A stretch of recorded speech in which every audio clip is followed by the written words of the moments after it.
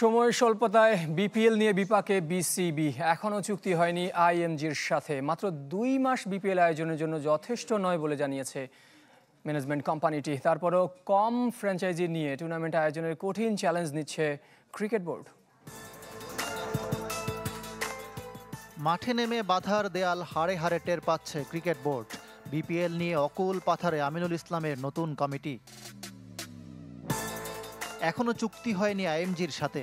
মঙ্গলবার যুক্তরাষ্ট্রভিত্তিক ফার্মটির সাথে আবারও আলোচনা করবে ক্রিকেট বোর্ড। আইএমজি জানিয়েছে এত অল্প সময়ের মধ্যে বিপিএল প্রস্তুতি সম্ভব নয়। তারপরও 5 ফ্র্যাঞ্চাইজি নিয়ে টুর্নামেন্ট আয়োজনের প্রস্তাব দেবে বিসিবি। বর্তমান চ্যাম্পিয়ন ফরচুন বরিশাল অংশ নিতে চায়, তবে সময় নিয়ে তাদের আপত্তি। এপ্রিল-মে মাসে টুর্নামেন্ট করতে অনুরোধ ফ্র্যাঞ্চাইজি মালিক মিজানুর রহমানের। 5 বছরের জন্য ফ্র্যাঞ্চাইজি চেয়ে রোববার বিজ্ঞপ্তি দিয়েছে গভর্নিং কাউন্সিল। 8 বিভাগ সহ 10 অঞ্চলের নামে দল নেয়ার আবেদন করা যাবে 28 অক্টোবর পর্যন্ত। ফ্র্যাঞ্চাইজি চূড়ান্ত করে 15 নভেম্বরের মধ্যে প্লেয়ার্স ড্রাফটের পরিকল্পনা।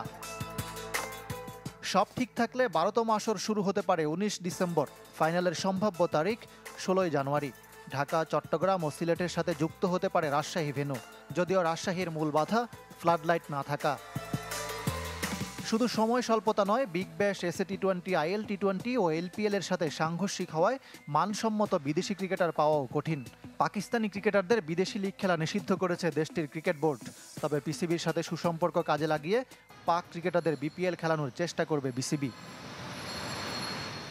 ইকরাম হুসাইন, চ্যানেল 24, ঢাকা।